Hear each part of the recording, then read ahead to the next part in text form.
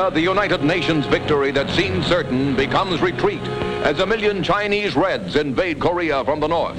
United Nations troops fall back across the entire frozen Korean peninsula. Here in Western Korea, men of the 8th Army march for days without sleep and successfully escape the communist trap. But as the Chinese strike across the Manchurian border, their trap does close on 20,000 Marines and infantrymen of the 10th Corps in the east. Scattered into small isolated units by the violent Red attack, these men in bitter fighting gradually rally and regroup around the town of Hagaru. But they are still surrounded. To fight their way out, they need a miracle.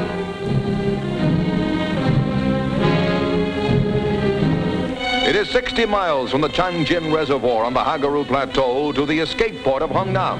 The 15,000 encircled at Hagaru must fight their way through 100,000 Reds and down an ice-glazed, winding mountain corridor to Hungnam. Their first goal is Koto, 10 miles away.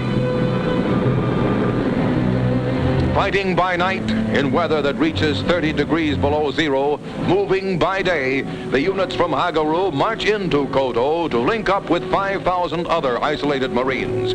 They have walked for 18 hours, gone without sleep for 3 nights, but they left no wounded and no equipment.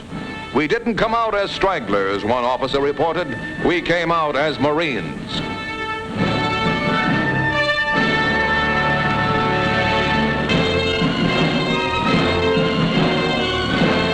In retreat and still surrounded, these fighting men take prisoners.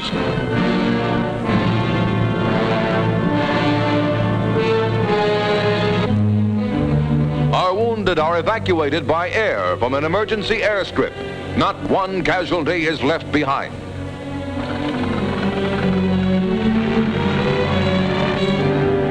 Then there's a moment's rest in a raging blizzard.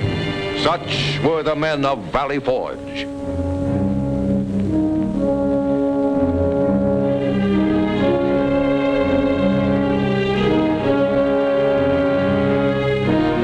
It is now 14 days since the Reds attacked, 100,000 strong, to close the trap on these 20,000 soldiers and Marines. Days of blizzard and battle, of fighting and freezing. But a miracle does come to pass as these Marines reach Hungnam, its harbor packed with Navy ships. Here, under enemy guns, 105,000 troops are taken safely off the beachhead, along with 90,000 refugees, 18,000 vehicles, and 1/3 of 1 million tons of supplies. It is a feat without precedent in warfare, a fitting climax to the saga of bravery written in the blood-stained snows of North Korea. Sailing down the coast to new defense positions in South Korea, these men are already back on combat duty, prepared to hold the line as long as human courage can hold it.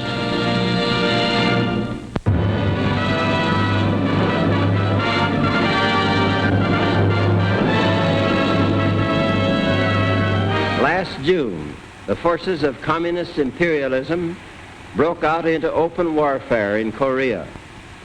The United Nations moved to put down this act of aggression, and by October had all but succeeded. Then in November, the communists threw their Chinese armies into the battle against the free nations. By this act, the communists showed that they are now willing to push the world to the brink of a general war to get what they want. The communist rulers are trying their best to split the free nations apart. Unity with our allies is now and must continue to be the foundation of our effort. Working together, the free nations can create military forces strong enough to convince the communist rulers that they cannot gain by aggression. Working together, we hope we can prevent another world war. The job of building a strong America must be done on our farms, in our factories, and in our homes. It must be done by every one of us, wherever we are, and whatever our jobs may be. Many of you who are young people will serve in the armed forces of your country. Nothing you will do later in life will be of greater benefit to your homes, your communities, or your friends. Many others of you will have to work longer hours in factories or mines or mills. Think of this not as longer hours, but as more planes, more tanks, more ships, more arms for the defense of our homes and our way of life. We must remember that our goal is not war, but peace.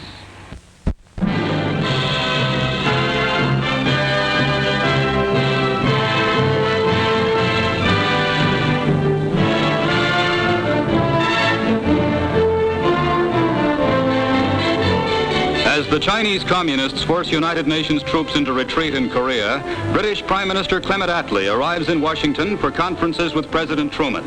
On his way here, Attlee met with French Premier Pleban to discuss France's role in meeting the new threat. Also on hand for the historic week of conferences are Secretaries Acheson and Marshall.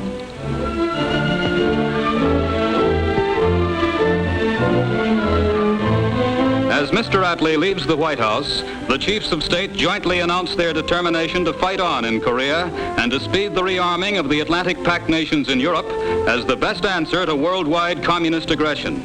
Later, addressing the National Press Club, the British Prime Minister says that the aim of the United Nations is to bring about peace, but he emphatically adds, "Our forces are fighting alongside yours, and you may be certain that in fair or foul weather, where the stars and stripes fly in Korea, the British flag will fly beside them."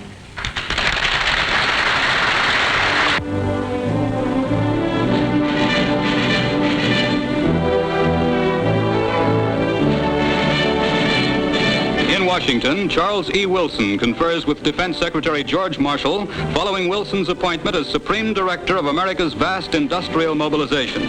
As boss of wages, prices, and war material, Mr. Wilson, who has resigned as president of the General Electric Company, will be second only to President Truman in the nation's war emergency program.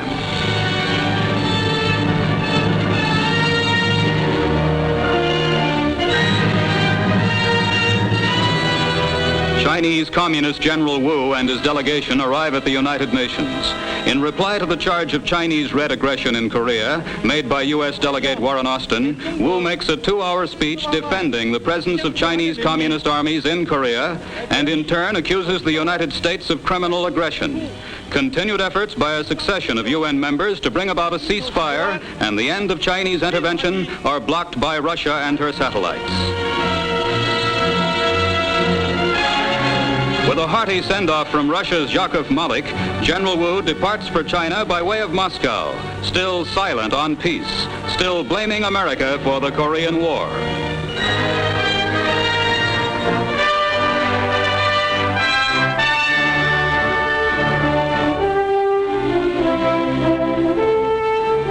From Brussels, however, comes good news for the anti-communist countries, as U.S. Secretary Acheson and 11 other Atlantic Pact foreign ministers hammer out concrete plans for the defense of Western Europe.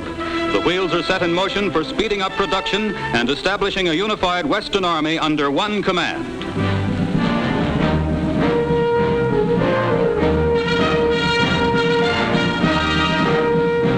General Dwight D. Eisenhower, president of Columbia University, is named as commander of the new Atlantic Council armies. The general whose skill and diplomacy led the way to the Nazi surrender at Reims is, of all Americans, perhaps the one most admired by Europeans. His own countrymen have hailed him as the highest type of soldier and citizen.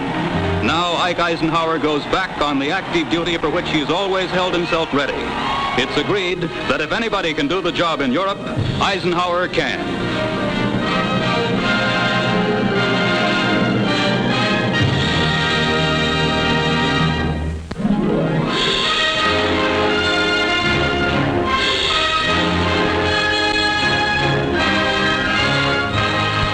600 Protestant church leaders meet in Cleveland to form the National Council of the Churches of Christ in the USA. The delegates represent 29 denominations, 150,000 individual churches, and a total of more than 31 million members. Formation of the new council after 9 years of planning consolidates 8 major interdenominational agencies and has been hailed as one of the greatest moves towards Christian unity since the Reformation. The council will go forward with efforts in 4 fields: education, life and work, home missions, and foreign missions.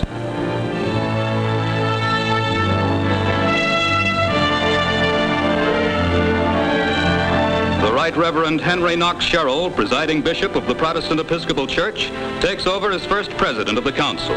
Then the council joins in prayer for the people of the United States and for the success of the United Nations in bringing peace to the world.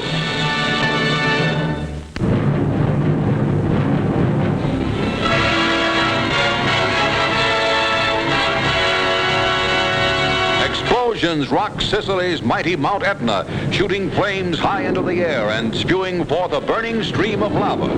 The villagers living on its heaving slopes watch the boiling river of molten rock move toward their homes. The volcano erupts periodically every 6 years, but the present explosion is the worst since the 1920s. Terrified peasants gather together their belongings and flee.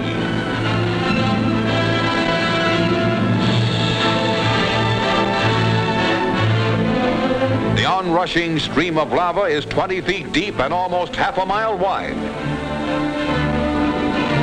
A religious procession from one of the villages in the lava's path goes forth to pray for deliverance, hoping that divine intervention will save them from the angry mountain.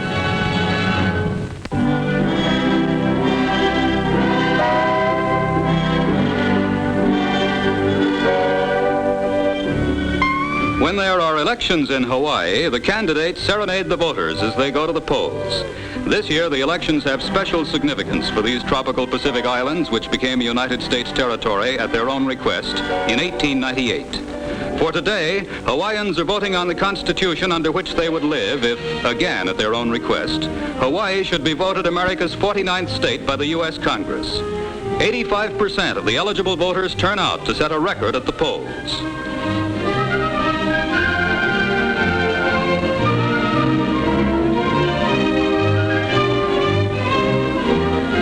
Governor Steinbach inspects the ballots, approving the Constitution 3-1. If Hawaii does become a state, we'll need a new flag, perhaps with 7 rows of 7 stars, like this.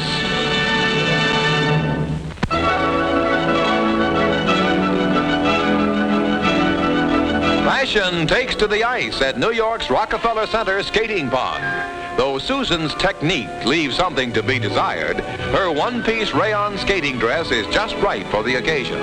Here's Tom to help, but he'll have to catch her first. Now if she could only skate like Marty. Marty wears a green cotton corduroy jacket and skirt ensemble with a Dutch cap. Susan's day will come, however, for Tom promises he'll help her improve. And before very long, yes, Susan is back. She has a new outfit, too, with jacket and pleated skirt in a black watch plaid.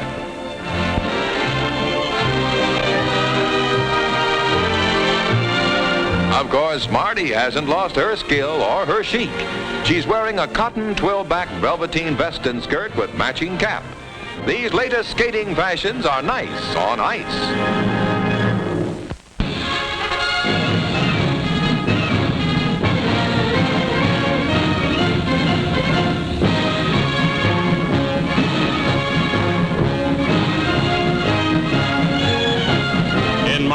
A colorful night parade seen by 300,000 ushers in Orange Bowl festivities, leading to the clash of the University of Miami with Clemson as the American college football season comes to a climax in the traditional bowl games. More than ever this season, football interest turned to Southern gridirons. Here, the news magazine of the screen presents highlights of the South's great bowl games.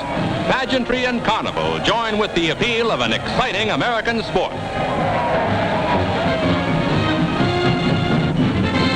The Orange Bowl itself, where South Carolina's unbeaten Clemson Tigers take the offensive against mighty Miami.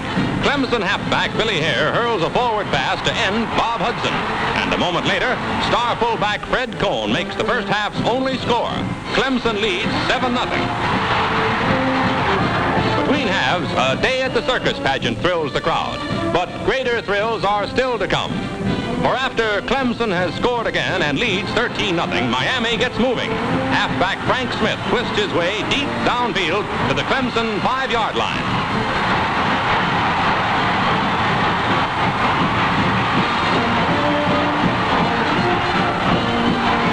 And Clemson's lead is cut to a fragile 6 points as Harry Mallios scores for Miami.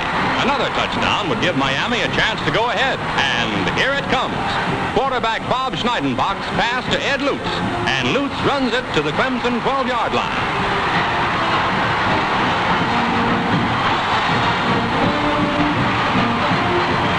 A few moments earlier, Miami was behind by 13 points. Now, as Jack Hackett throws to Frank Smith for a touchdown, Miami takes a 14-13 lead. Late in the fourth quarter, still leading by 1 point, Miami receives a Clemson punt. Harry Malios twists and turns on a sensational touchdown run that seems to give Miami certain victory.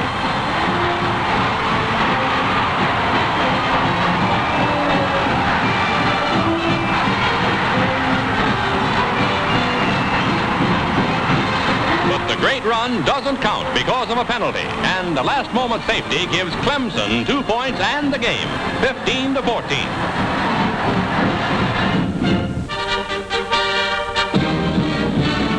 In Dallas, Tennessee meets Texas in the Cotton Bowl, and here with Tennessee's Hank Lauricella doing the carrying is one of football's greatest broken field runs. Watch him dodge.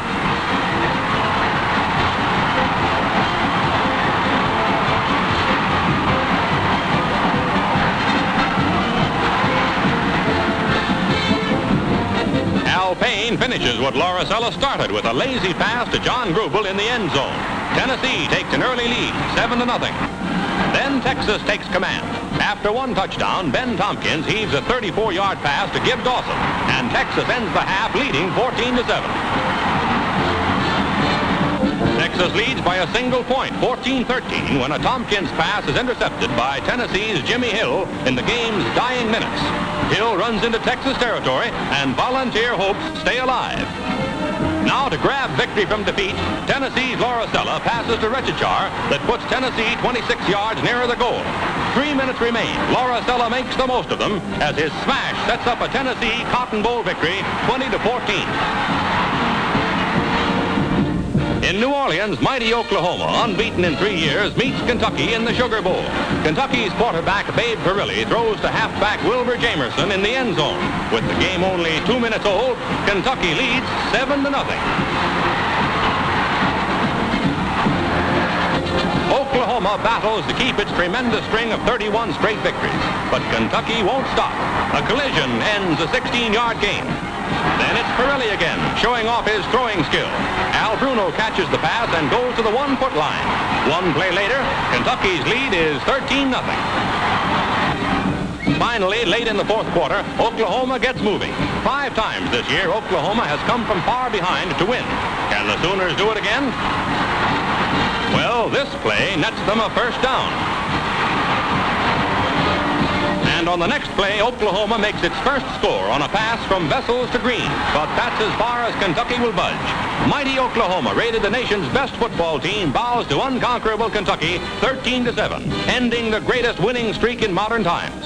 And another year of football goes down in sports history.